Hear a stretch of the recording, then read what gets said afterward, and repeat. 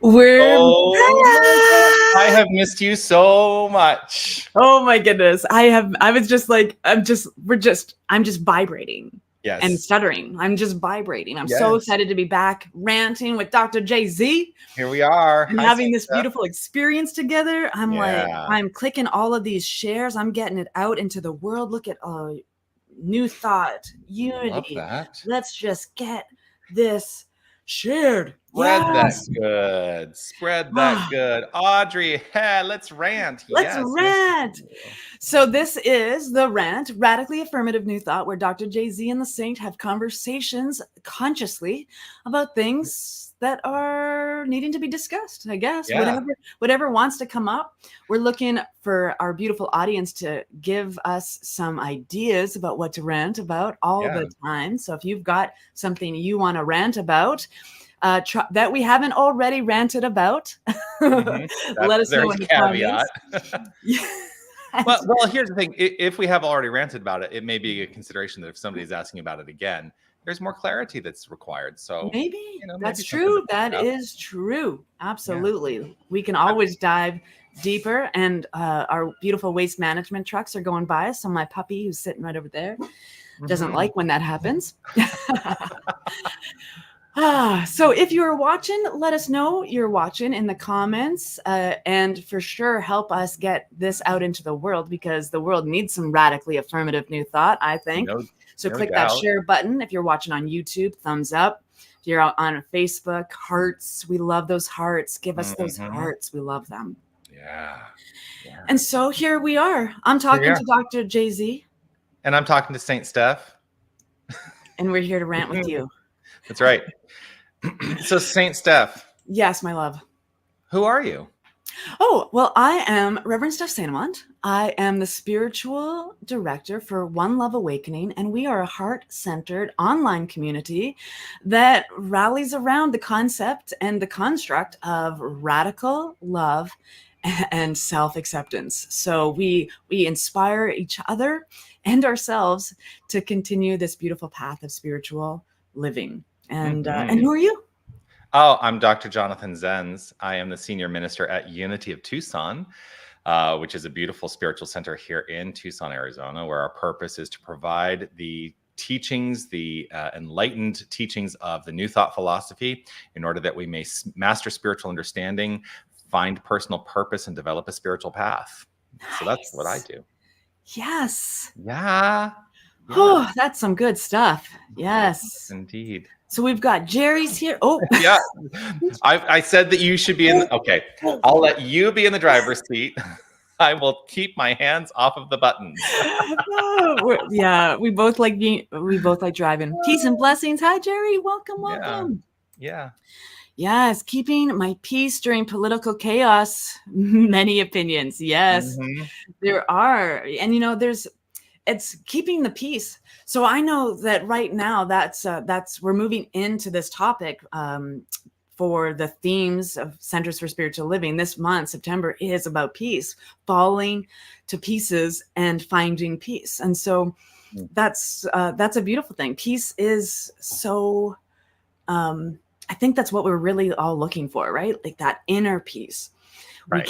We can't, I don't see peace out there if I don't have peace in here. If I'm going stir crazy up in here, the chances are there's lots going on out there. Yeah. Well, I used last week in my Sunday message at Unity, I talked about the nature of the world being a reflection of that which is within. I mean, that's like New Thought 101.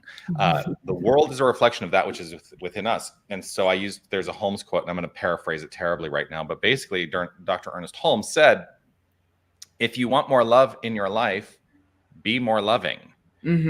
If you want, peace in the world, never be the cause for anyone's lack of peace. Like, those are the things. Like, if we want the expression and experience of our environment to be something, we must embody that first and foremost. Yeah. And so it's interesting because, Audrey, I'm going to put this up again. You've characterized the experience as political chaos.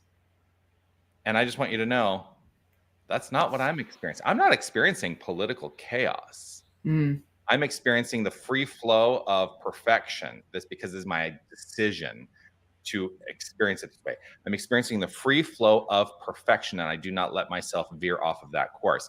I have been saying for a long time that this is worldwide. This is not just the United States. This is not just, the challenges that are happening in wars across the world. It's like, it is literally like the whole world. Yeah. I think that we have been, as a species, on an upward trajectory of realization, of opening up, of understanding. What happens when that's unfolding is that we are faced with the shadow that has been playing that we have not been able to see. So we've been experiencing the shadow, right? Very Jungian, but we've been experiencing the shadow. But the great news is when we experience the shadow, we are empowered then to address it, to do something about it, because we don't see it until we see it.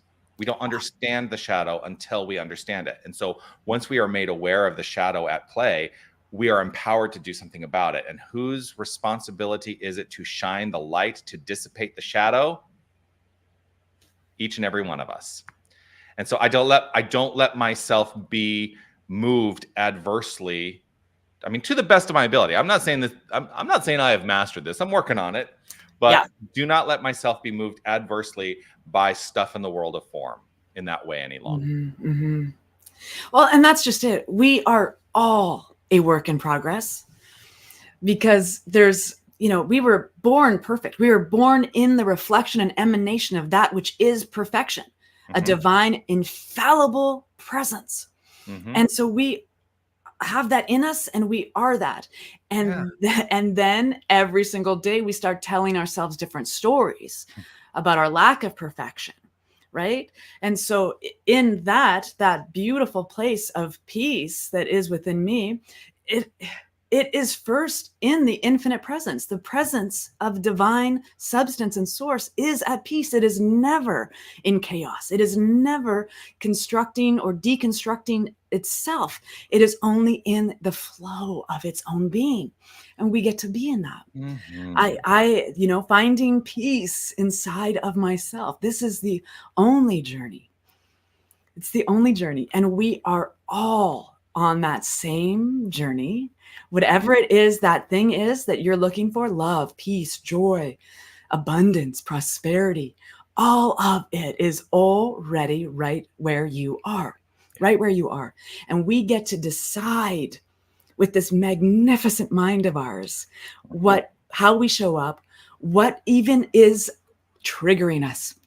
Oh, right? Oh, we're choosing our triggers. Oh, goodness.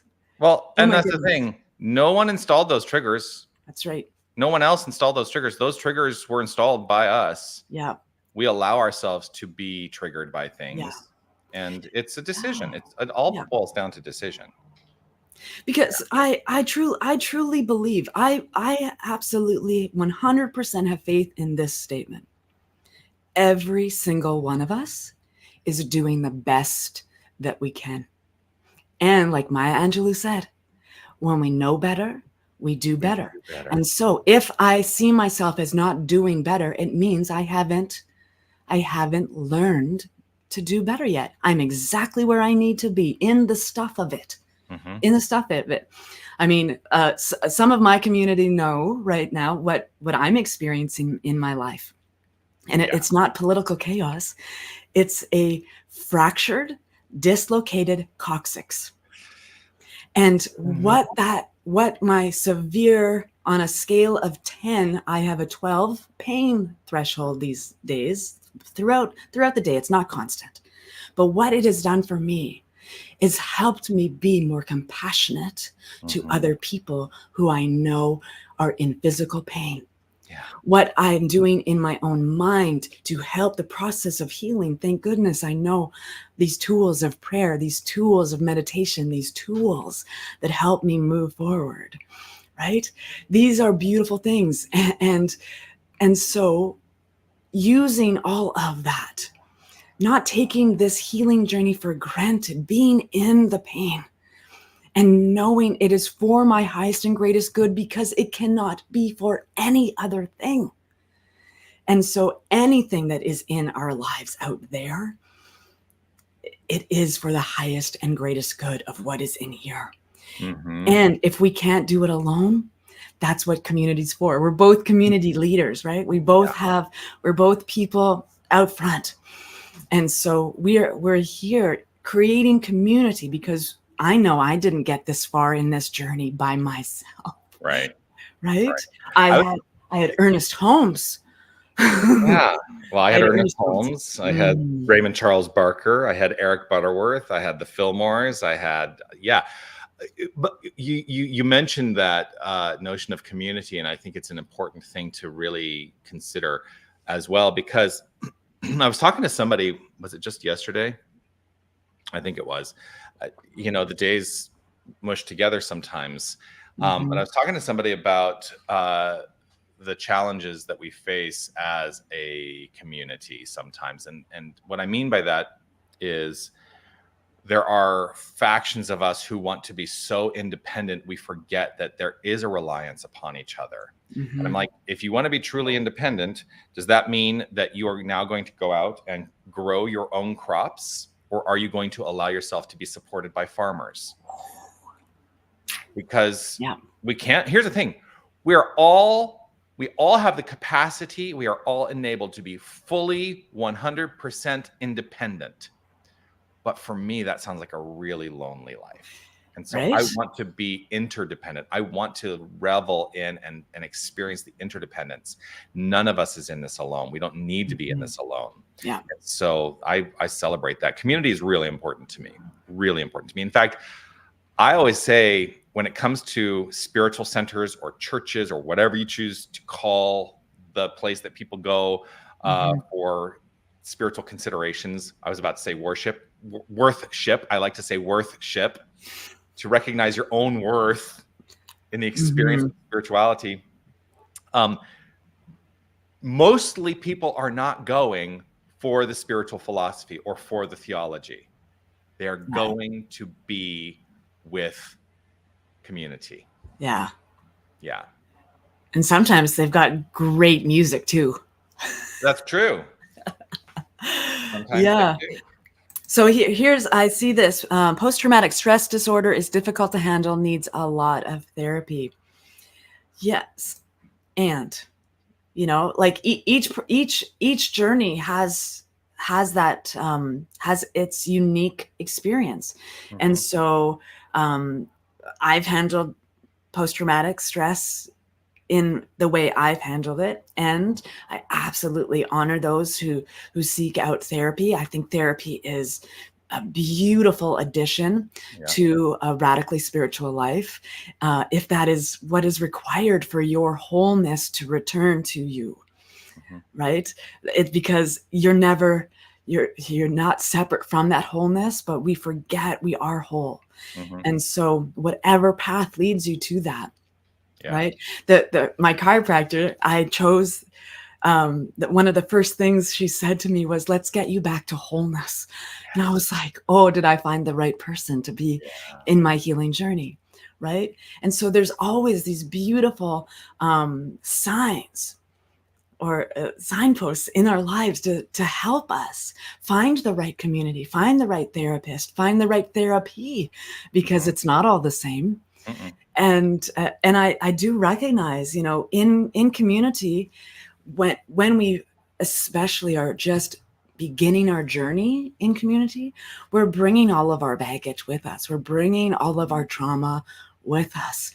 And so if we aren't there to first learn how to care for our trauma for ourselves, we sometimes accidentally bleed all over everybody. Oh, yeah.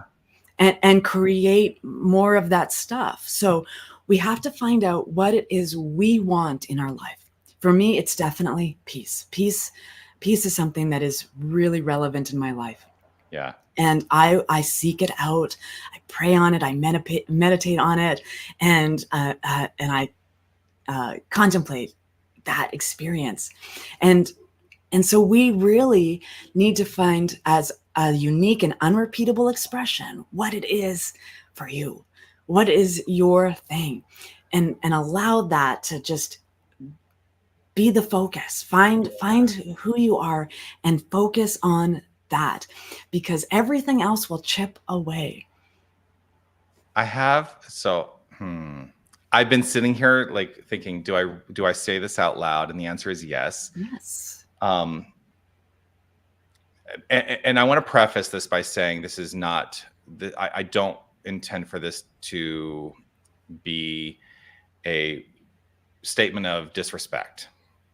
It may be taken as a statement of disrespect. One thing that I'm consciously aware of frequently is the language that we use to describe the journeys we go through. And in this phrase from Jackie, the question that I would ask is, I'm going to put this back up. PTSD is difficult to handle, needs a lot of therapy. Here's the question I want to ask. What if that were not true? What if it was something that you knew beyond a shadow of a doubt was easily handleable and did not require a lot of therapy?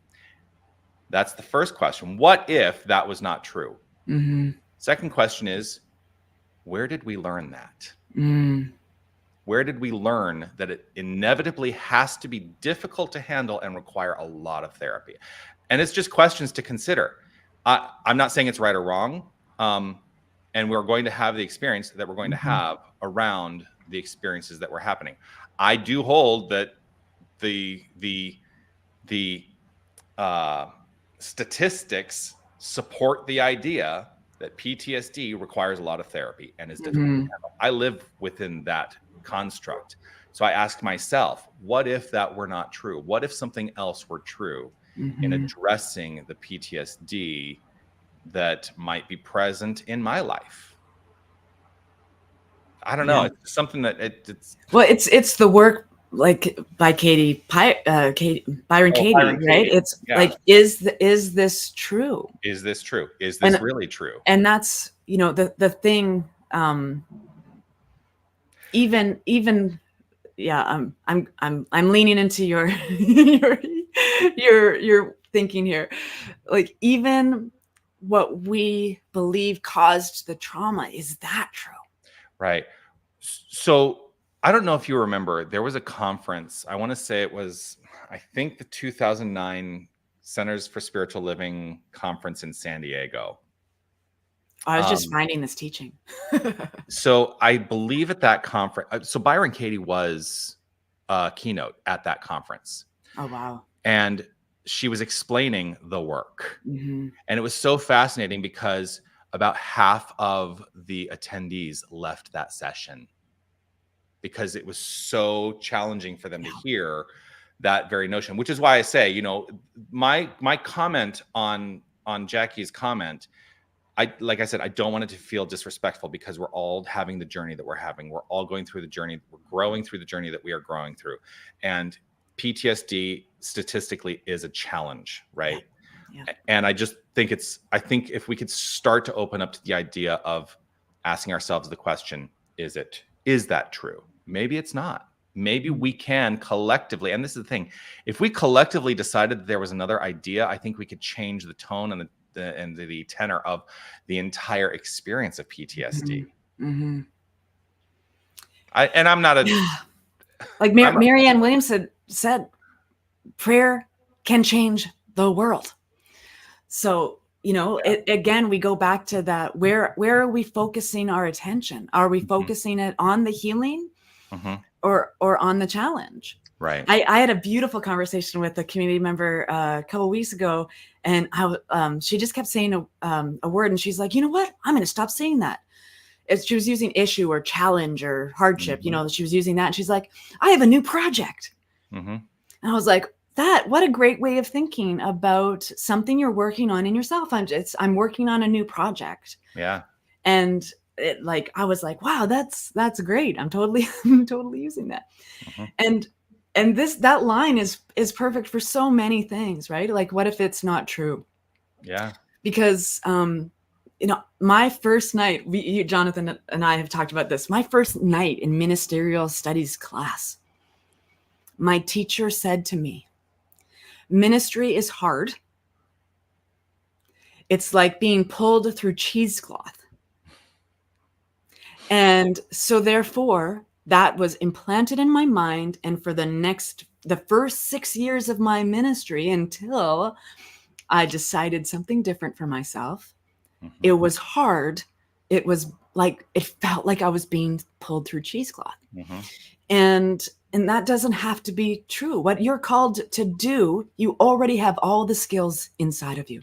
Yeah. What you are called to do, you already have all the brilliance, the creativity, the wisdom.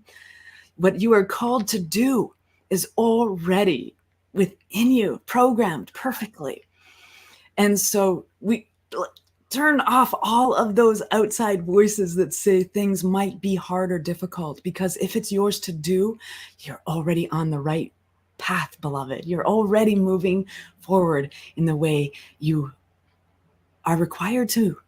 You're already exactly where you need to be. Like Amy Steinberg's song, I'm exactly where I need to be. Yeah, I'm exactly where I need to be. I need to be exactly where I am. I am a vision manifest. Love that. Yes. We should invite Amy to rant with us one day. Yeah, absolutely. I know I bet she'd be in for it. Yes. I got her. Oh, and she's Reverend Amy Steinberg now. She is Reverend Amy Steinberg now. Yes. Grateful for her path. Audrey is saying in PTSD, does the person re-experience the fear get experience? So we're talking about secondary causation there, right? There is a possibility. And I think that's the thing. So okay. I'm going to be critical of therapeutic practices for just a moment as well. Here's the thing. Let's rant. I have a belief. This is my belief. And as I say every Sunday, you get to decide what you believe. I'm just here to, my belief is that therapy is only as good as the therapy is. And that is, if therapy is moving you through the experience and there is something on the other side of it, then I think it's good.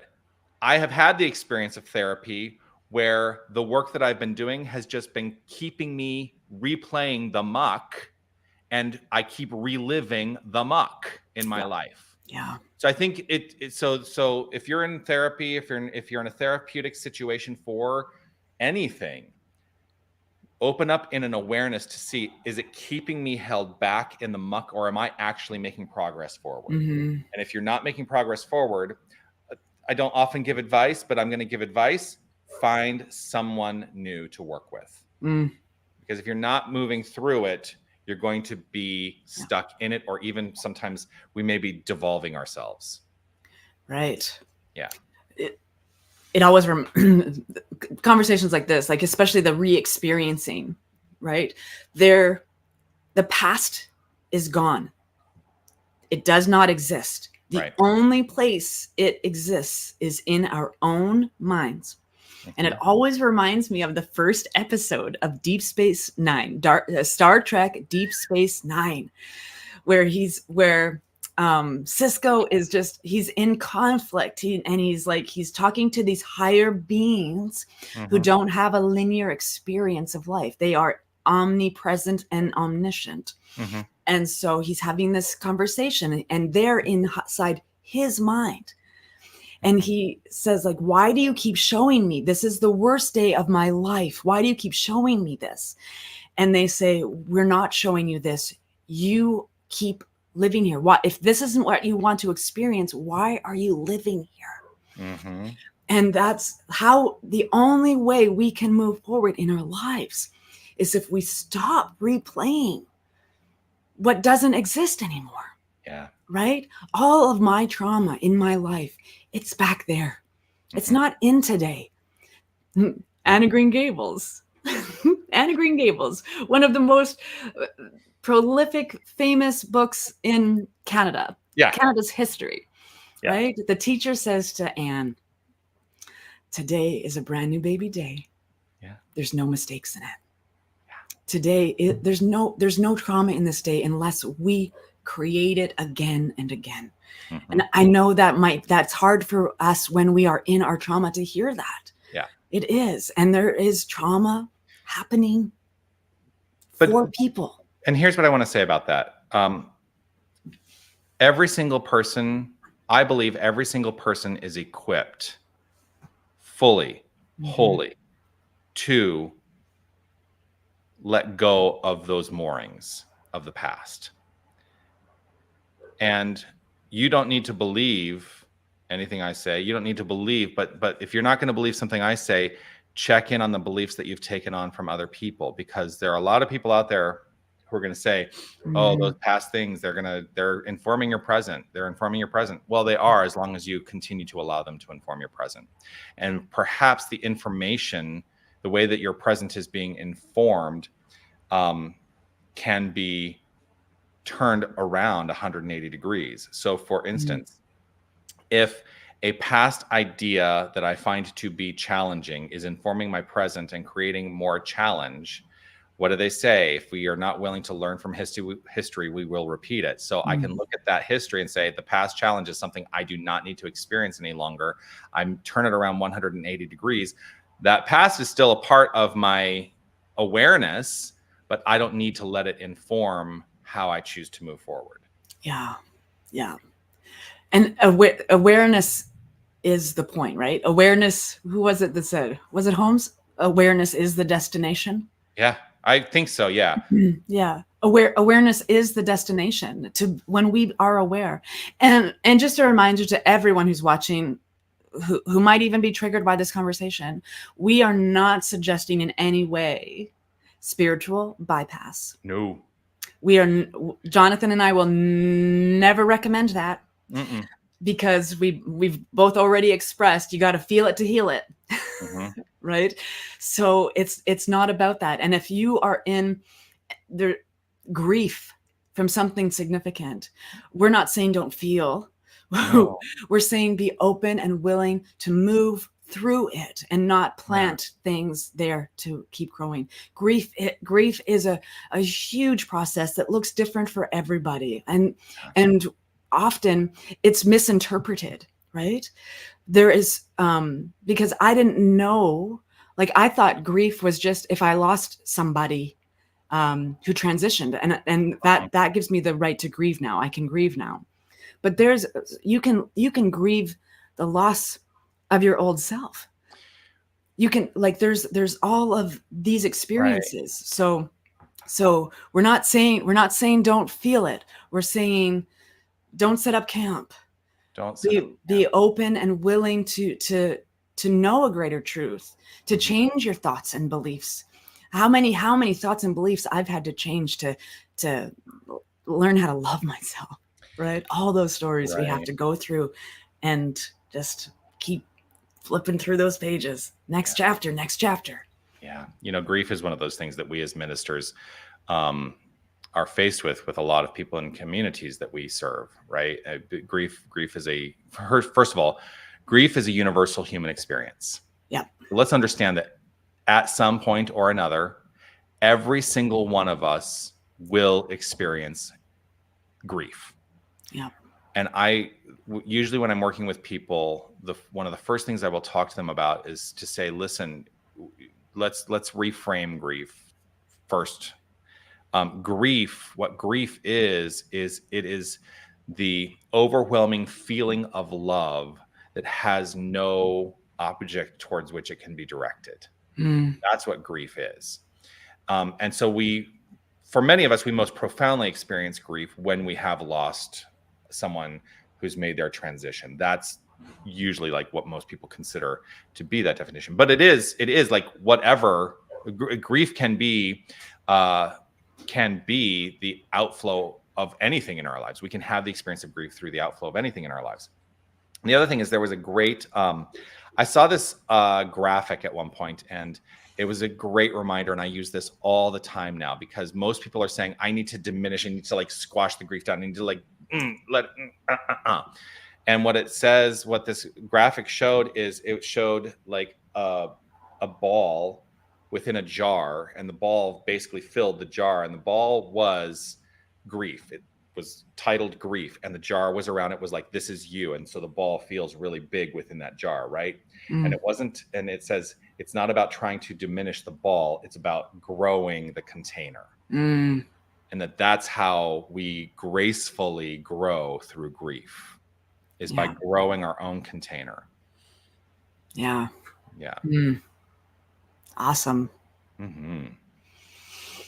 Yeah. Oh, Audrey said, right on, 2 wise ranters. Thanks, Audrey.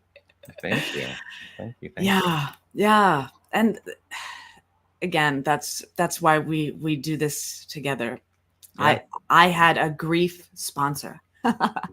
Like, it was someone who helped me know what it even was, because I didn't know what to call it. It felt like anger a lot of the time, right? It comes up in so many different ways. And I love that. Just growing our container is a good metaphor. Yeah. Because the grief will not dissipate, but we can grow around it. Yeah. Well, that we did say we were going to go longer. But we always seem to have like a really great conversation in 30 minutes. It's like, I've been telling everybody all week on my mindful moment, like, we're moving to an hour. So yeah. So any other questions? Any other thoughts? Like, we're here. We've got, let's see, it's still summer hours, right? So we are light on the folks, but we're also going into a holiday weekend. Yes. Long weekend for most people. I'm looking forward to starting Wake Up, Say Thank You again. It's been off since my birthday. And so I'm really looking forward to doing that, because I recognize, and you and I, we have a daily practice.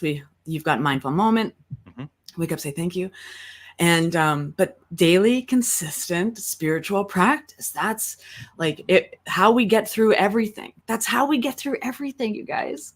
All the trauma, all the grief, all the stress, whatever we're doing, if you're not turning to spiritual practice first, we're gonna, like, right? Like, that's where we start. It's not a safety net, it's a steering wheel. Right. And so I just recognize that all month I'm like, wow, my prayer practice is so on point when I am doing it with other people. So you've just sparked something for me that I do want to talk about, which is, so first of all, on my mindful moment, every single time I start off by saying the experience of a consistent spiritual practice has enhanced the quality of my life. And isn't that what it's all about? We're all looking to enhance the quality of our lives, right? Yeah. Consistent spiritual practice has done that for me. And so that's why I share what I share.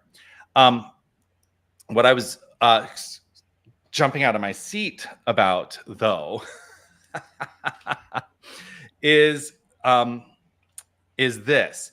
And when I've taught practitioner classes, so there's a form of advanced teaching in Centers for Spiritual Living and in the religious science movement to train licensed practitioners, and they are licensed to work with people. And so that's something that I used to do. There's not the same kind of paradigm in Unity. And if you don't know, I was previously a Centers for Spiritual Living or religious science minister. I'm ordained in that tradition, but I am also ordained in Unity. So there we are. I think everybody on the rant knows who I am. So I'm just repeating myself. But one of the things that I used to always talk to my practitioners about, and in the first year of training, it is all about our own lives. It's not about working with other people. It's about getting ourselves on the track and on the path of a consistent spiritual practice. And one of the things I always ask them is, how are you going to retrain your reactivity in any given situation to move it from an immediacy of challenge to an immediacy of, I can handle this? That's a spiritual practice. That we are swimming in a sea of, we're swimming in a sea of receptivity, but we're swimming in a sea of consciousness, right? And everything in our lives is showing up as a direct reflection of that consciousness. I don't know how many times I say this all the time. I will say it all the time until I transition. But part of what we end up culturally doing is we are taught in our culture to be reactive in a negative way. What if our reaction was actually a positive reaction to everything that shows up? And again, this is not about going the spiritual bypass. It's not about looking at something that we might perceive as a challenge and going, it's all God, it's all good, because it might not be. Yeah. The fundamental truth is, yes, but do you really believe it? Or are you just giving it lip service? And so for me to have retrained my mind to be less reactive in a challenging way to moving towards being proactive in a spiritually positive way and believing it and feeling it, most importantly, is something that has truly shifted my experience. And I always encourage my practitioner students, when I have taught them, to move from that reactive state of mind. Yeah. Yeah. I have a bumper sticker that never made it to the car. made it to a clipboard or a bulletin board. It's like, respond with love. Yeah. Respond with love. No matter what is before me, the universe, it's a gift in some way. And I get to unwrap it. That's mine to do. And so if to respond to it with love, like, even, people don't know they're triggering us. No. Unless they do. I mean, some people might, but for the most part, they don't know. They don't know that they're triggering us. They don't know that they're a big wiener jerk face. They don't know. And so we don't have to respond to them in that way. We don't have to respond in kind to their stuff. It's their stuff. Right. Well, that's why I always say, what is your responsibility in any given situation? Yeah. And I do use responsibility by breaking it down. And I know that this is not the form of the word, but I don't care. I'm going to make it the form of the word the way I use it. What is my responsibility in any given situation? I am always, always, always, always, always, always, always at choice. I can never not be at choice. Now, I may defer that choice to a gut reaction, but that's still a choice, whether I think it is or not. Yep. Yeah. And like, if it's not easy for people right now, like if it's not easy for you, beloveds, to shift your thinking or to change your thought, like, that's the rebound time, takes time to grow and expand. And that's okay. And if you want to be better at it, there are classes we can take. There are coaches that are here for you. There are opportunities to evolve your consciousness and your ability to respond. They're out there. I mean, I love teaching. I love teaching this teaching. I love it. I love teaching this teaching.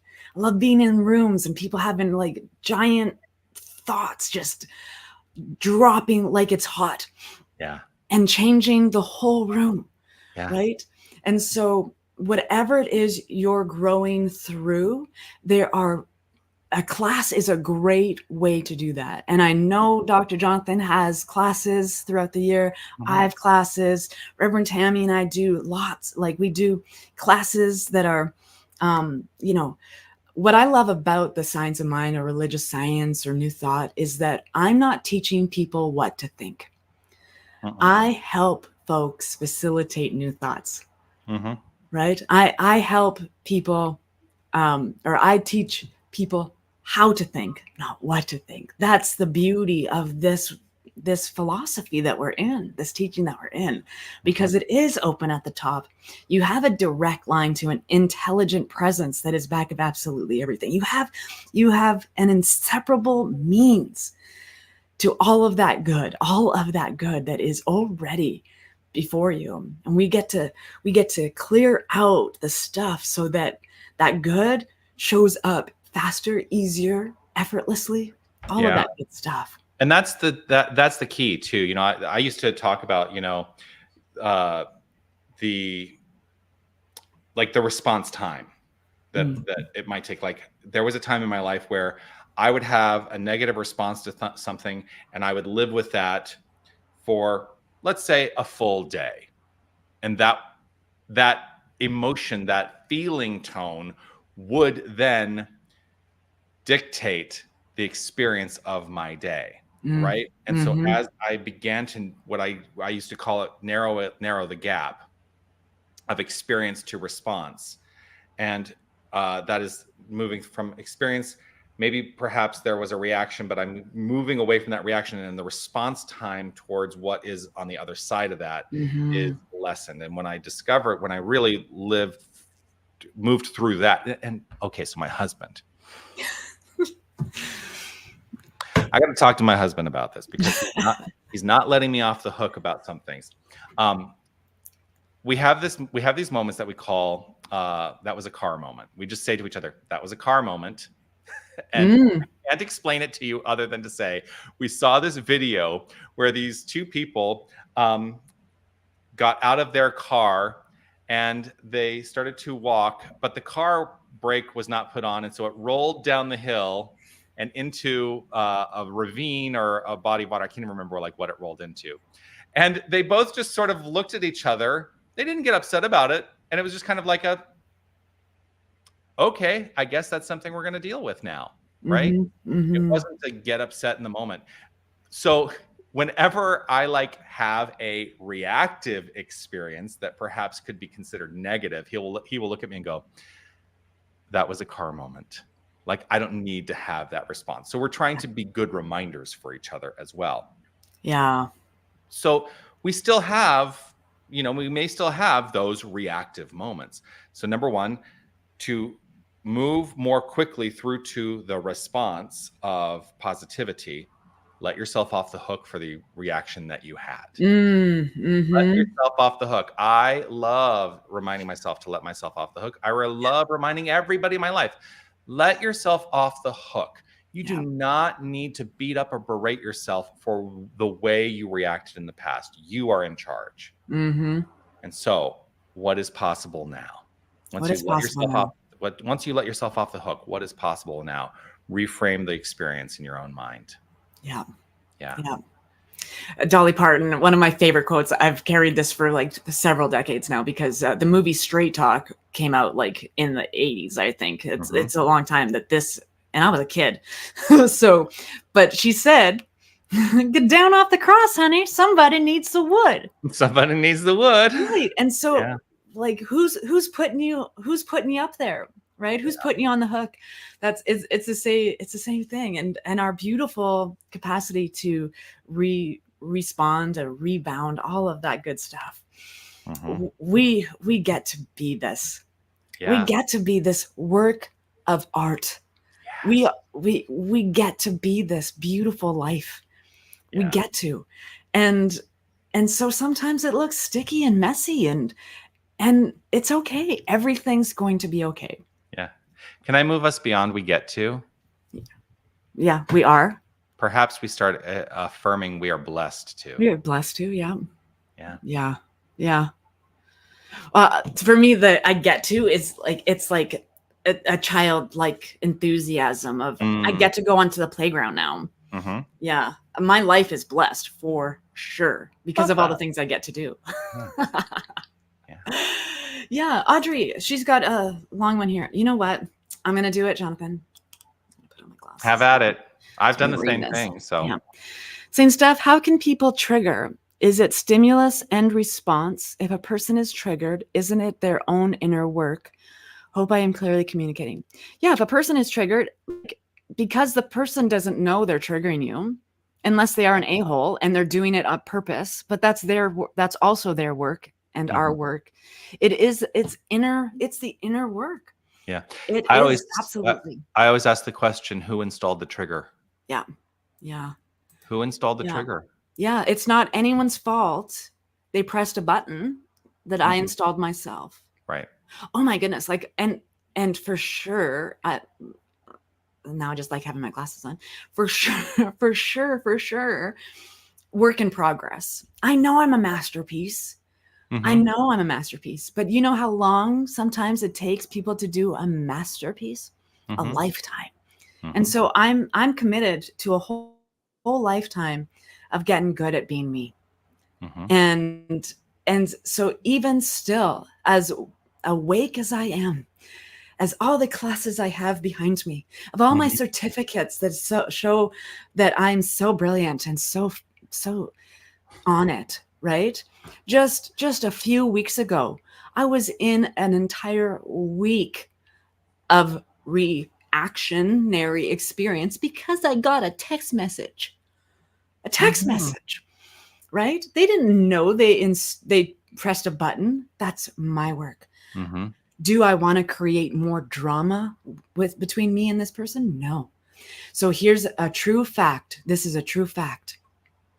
I don't owe anybody a response. I don't owe anybody anything. And no one owes me a response. Right? Yeah. There's peace. Right there. We don't owe anything to anybody else. Right. We owe it to ourselves to do the work we're called to do. Yeah. And the only way we know it's ours to do is if it's in front of us. Yep. You want more peace in your life? Don't go looking. Don't go chasing waterfalls. Right? Don't go chasing the person who triggered you. Take a step back, take a breath, take 3. It's even better. Because we do not owe anyone an immediate response. We owe it to ourselves to be whatever it is that is ours to be. Yeah. So for me, it's peace. I love loving presence. I love being loving. Sometimes it's hard to do. And so I don't respond anymore instantaneously if I'm triggered, because I know that's just going to make more stuff. I don't have a shop vac. I've got a little handheld, right? So let's do the work in bite sizes that we can manage. Yeah. We're not changing the whole world. We're changing ourselves. I don't have to change other people's thinking. I'm blessed to change my own thinking. Yeah. That's it. We make everything else difficult because we're human beings thinking we're supposed to be something. We're supposed to be everything to everyone. And we don't. We just have to be present for ourselves. Yeah. That's it. Yeah. Yeah. All right. There's a joke that happens in my Sunday service now too. Like if I do service with my glasses on, right? But it's always like, if I take my glasses off, I'm making an important point. I'm getting serious. I'm getting serious now, you guys. Yeah. Getting serious. Oh. And I just said in a room the other day, spiritual people, we take it very seriously. We are very serious people about spirituality. And it's an infinite playground. It is. We can be lighthearted and fun. And the thing is, we can be silly. Yeah. Joy beans everywhere. Yeah. Joy beans. Plant them everywhere. Yeah, plant them. Just because we're spiritual does not mean that we have to be spiritual. I must be conscious and aware all of the time. Yes. And I can do that while being silly and fun. While being silly. Yeah. Intentional play. Intentional play. Yeah. My beautiful, beloved wife and co-minister, she has sock monkeys. Like she has like monkeys to play with because you need to play. You need to play.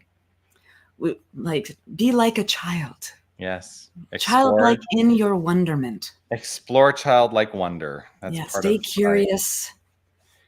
You know, all that good stuff. And here's the thing about exploring your childlike wonder too. I believe that if you maintain a childlike wonder in your approach to life, people will look upon you and you will be ageless.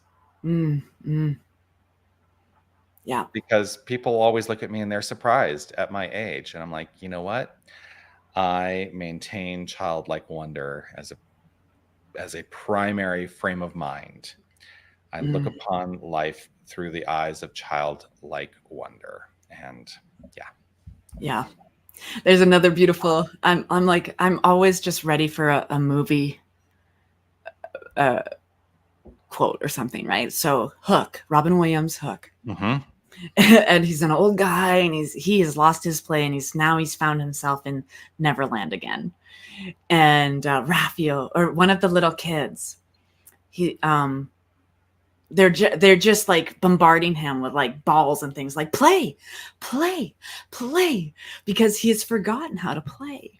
And then they do all of this stuff and he learns to be childlike again. And this little boy, he's just like, oh, there you are, Peter. Right? Play will keep us young, for sure. I know people in New Thought teachings who are in their late 90s who don't look a day over 70. Yep. So, I know some of those people too. So pray daily. It's good for every part of you. Pray and play daily. Pray and play. Yes. Pray and play daily. I love it. Yeah. I love it. We checklist, right? Did I pray today? Yep. Did I play today? Yep. Did I rest today? Yep. Yeah. All the good check marks. I love a good list of things to do. I work well with lists. I thrive on lists. Yeah, I love a good list. Like underneath, my laptop is on an arm, so there's stuff underneath it, and underneath it is like 4 different notebooks. Right? I've got paper everywhere, notebooks everywhere. Yep. I finally, I had my previous notebook I filled, so I pulled this one out, which was a gift to me a few years ago that I had not put anything in, but I love this. Ready? That's the cover. Wait. Notebook. Keep growing. Keep growing. Oh, I love it. Yeah, so this is the notebook that I'm using now for everything. I'm super excited about. So we have gone almost an hour. We are doing it. We are doing it. I didn't think we would have any trouble. Yeah, we could probably do 3, but we could. Yeah. We won't subject you to 3 hours. We won't subject you to 3 hours. We'll get you to 1. Yeah. But I'm super excited about the things One Love Awakening there's come in. We've got the RANT is back. I'm so excited. Like I was a kid today for sure coming back into this studio.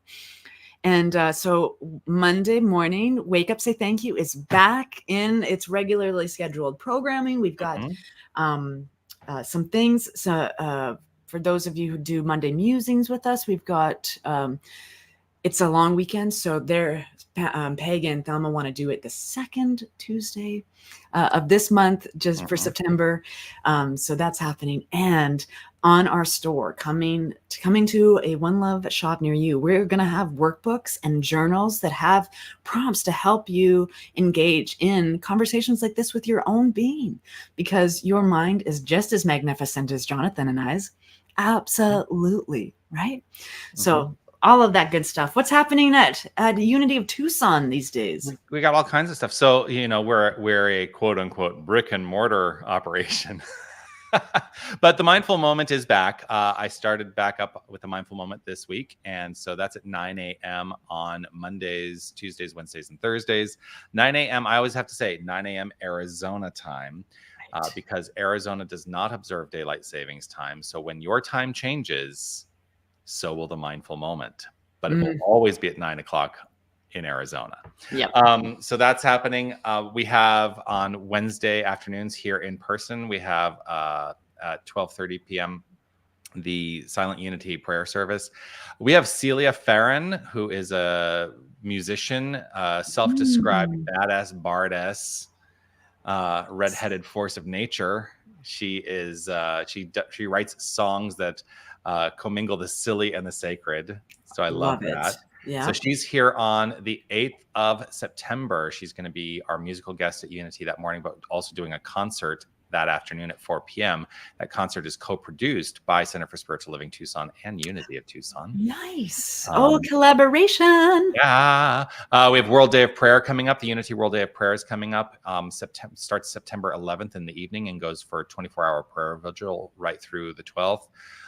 We have a game night. I'm telling you, we have so much fun stuff happening. We have a tacos and trivias night here at Unity of Tucson, hosted by world-renowned drag queen Tempest Du Jour. Love it. When's that? I'm coming. That's on September 21st. Please come join us.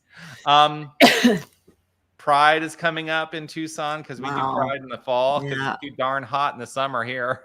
Tucson is hopping. Yeah. So we got a lot going on.